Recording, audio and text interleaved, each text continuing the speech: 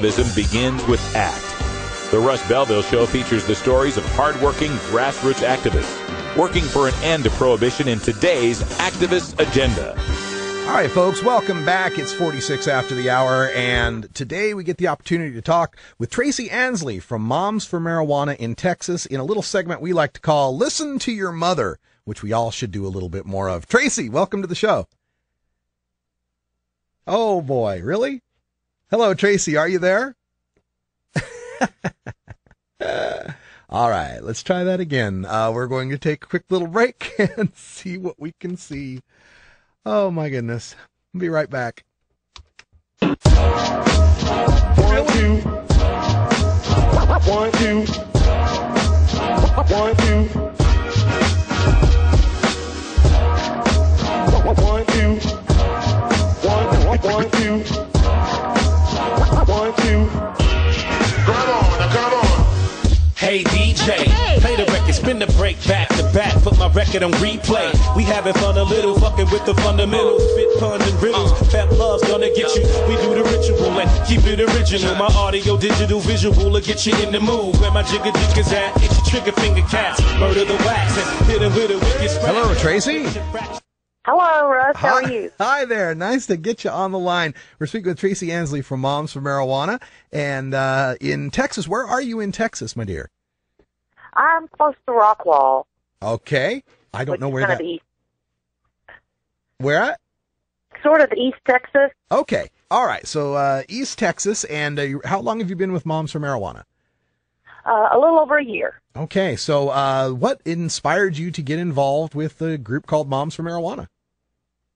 Well, Russ, I'm a nurse, and I have seen the harm that pharmaceuticals have done to my patients. And I have a son with systemic lupus, so it hit really close to home. I see. So is this a therapy you've been able to use for your son for the lupus? Yes, we have. And how is this compared to, I imagine you've tried all sorts of things. How is this compared to other medications? It doesn't harm his liver. Does it helps the pain a bit? It does help the pain. You know, he has actually been without his rheumatoid tests have been negative for over a year now. And this is just with juicing and eating it. He doesn't actually smoke or vaporize. He uses tinctures and juices it and eats it raw. We've been hearing a lot of, more reports of that, the raw juicing. Dr. William Courtney is a big proponent of this. How did you find out about the juicing? The internet, doing lots and lots of research. Yeah, I can't imagine that where you're at in Texas, there's not a whole lot of local information on this. No, there's really not. There is a Texas Coalition for Compassionate Care, which is an advocacy group that only it works with medical patients. It tries to help medical patients however they can and lobby for the medical bill, like House Bill 594. So you've been doing this advocacy now for a year with Moms for Marijuana. Tell us what that's been like. I mean, have there been major changes to your life being out and open about this where you live? I found a lot of positive. And when I finally, started telling people, the way I felt, that I had chose to use natural medications, I work with a lot of older people, and they're very open to it. Yet our Texas legislators seem to think that they're not. These Republican legislators really feel like that they will appear soft on drugs if they do anything like decriminalize an ounce or less and possibly, allow a medical defense. And I really think they're underestimating our older voters. Because I volunteer a lot with these people, and I have found that they've lived long enough to see the difference between alcohol, prescription medication, and marijuana. Even though if they haven't used it themselves, they've been exposed to people that do. Yeah, very, very well put. And Tracy, with the group Moms for Marijuana there in Texas, how's the activism been going? Has you been building a lot of a big network there, or more people coming out to support you? Yeah, I've actually started getting more support lately. I was taking care of my stepdad, so I really wasn't able to do much. He was on hospice, and I was able to use tincture with him. He had Alzheimer's and dementia, and the antipsychotic drugs that doctors were giving him made him worse. And then so I finally talked my mom into giving him tincture, and he was better. They actually were able to have a loving relationship for about the last 6 months of his life. That's whereas beautiful. he had been freaked out and combative at night for 3 years before that. Wow. And when you see that with your own two eyes, it's so frustrating then when you have to go into, I guess in your case, Austin and talk to these lawmakers who haven't seen it with their own two eyes and trying to convince them that it's really medicine. And then they dismiss you.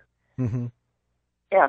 Yeah, it is hard, but I'm trying to collect as many patient stories as I can and get more women, because it's the families that it's destroying, and the women are going to have to protect their families. Oh, I agree. And we saw, if you're a student of history, alcohol prohibition was firmly entrenched through the 1920s. And at the end of the 20s, 1929, Pauline Sabin and some other brave women stood up and said, we need to, end prohibition to save our children. And in 4 years, it was done. And I think with strong women like you standing up, and Moms for Marijuana and Normal Women's Alliance, all these women's groups are going to make the difference. I hope so. That is what we're trying to do. Well, speaking of making the difference, activism starts with ACT, and that's, the whole purpose of this segment. I understand you've got an event coming up really quick here that we need to tell people about. So why don't you tell us about it? Okay. This Saturday on the 6th from 10 to 1, I am going to have the Cannabis Awareness Quilt and the Unity Quilt on the southwest lawn of the Capitol.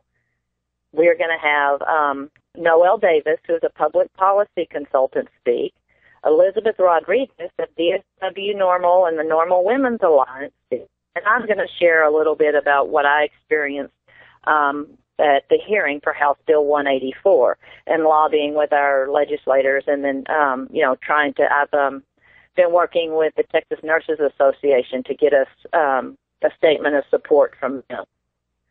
Excellent. And the Unity Quilt, I got to see it. I was down in Atlanta, Georgia, last month and got to see it. And it's a great display to have on the courthouse steps there as people are coming in to do their business. It builds conversations. It makes people ask questions. I'm really glad that you guys are a part of that. So again, it's this Saturday. Give us the location and times again. It's the southwest lawn of the Capitol. And we're going to be there from 10 to 1. They said we could stay later if we ran later. And we are going to have a little bit of music, just a little, some guest speaking. And then we're going to read It's Just a Plant and have a family picnic. It's Just a Plant, we're doing this. The children's book, right. It's Just a Plant. Gotcha. Right. Now, I'm checking out our live chat room right now, and the word I keep seeing pop up over and over again from people discussing what we're talking about here is courageous, brave. How can you not be scared for losing your job or your children to be in a state like Texas and be so open like this? What would you tell them?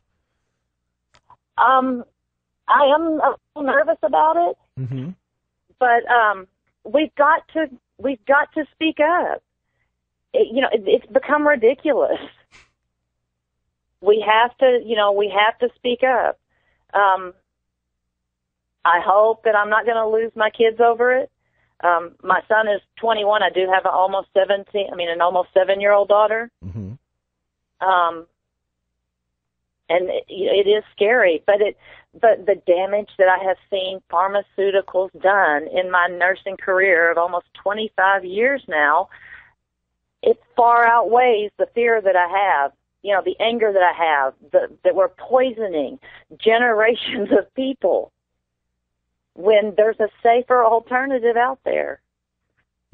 Yes, and working in nursing like you do, of course, you're going to get the front row seat to seeing all the liver damage and kidney damage and even mental health trauma that goes through some of the people that are using these pharmaceuticals. And we've got this natural non-toxic herb that can help in so many ways. And even, we've seen reports coming out of California where, there are some people whose pain, for example, is going to be so devastating they have to be on an opioid of some kind. But when they combine cannabis with it, they don't have to use as much. They don't have to use as much. They don't. So you say your oldest son is 21. You've got a daughter who's 7? No, actually, I have an older son who's almost 27, and he's a Dallas police officer, and he supports what I do. Really? Now, does he tell you much about, other police officers he works with, or is that just his own? No, this is just his own opinion. He actually has, I don't know how much he's discussed with other officers at this point. Right. It'd be kind of hard to, I imagine, talk much about it, but at least we know that there's one Dallas police officer who's got the right view on this, right? Right, that's right. Now, as far as your daughter, you say she's 7? She's 7, yes. One of the things, when I talk to parents about this subject, we often have to talk about how your kid will know the truth, but you have to tell them not to tell the truth to everyone else all the time. Has that been the case for you? Well, I make sure that I don't put her in a situation where she has to lie. Mm-hmm. I don't consume around her. I use tincture, but that's like normal medicine. I don't, and I explained to her, I explained to my boys that, about recreational use also.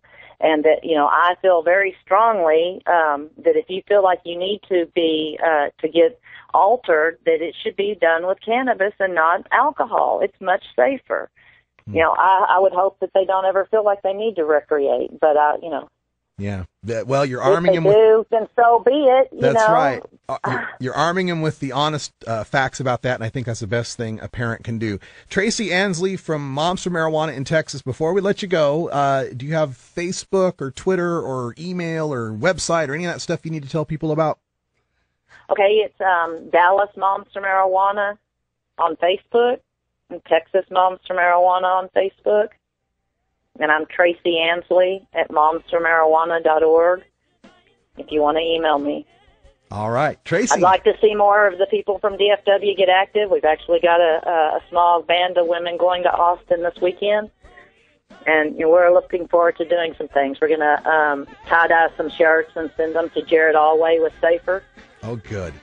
Well, Tracy, I appreciate all the hard work you're doing out there in Texas and, of course, all the Moms for Marijuana. And it's great to get you on the air finally. Thanks so much for joining us. Thank you. All right. Bye-bye. That's all the time we got for Hour 1 here, but stay tuned for Toker Talk Radio in Hour 2. We'll take your calls at 971-533-7111 if you've got any questions. In Hour 2, we got a really good, an awesome headline that Brian the Red brought to me yesterday. This story's got everything. For Brian the Red, I'm Radical Russ. Until next time, take care of each other, Tokers.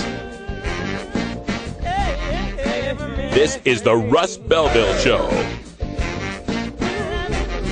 The Russ Belville Show is blogging and podcasting daily at radicalruss.com. You take a seed, you plant it, you grow it, you dry it, you roll it, you smoke it. You take a seed, you plant it, you grow it, you dry it, you roll it, you smoke it.